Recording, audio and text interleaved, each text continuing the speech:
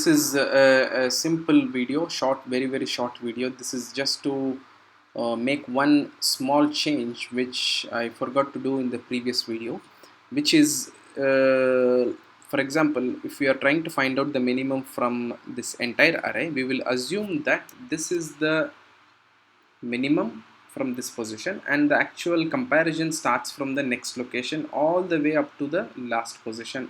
Although I explained this in the previous video and also in the algorithm I had mentioned it as 1, I did not put here start index plus 1 because our comparison actually starts from the next location. Okay, so this is one small thing you can incorporate in your algorithm.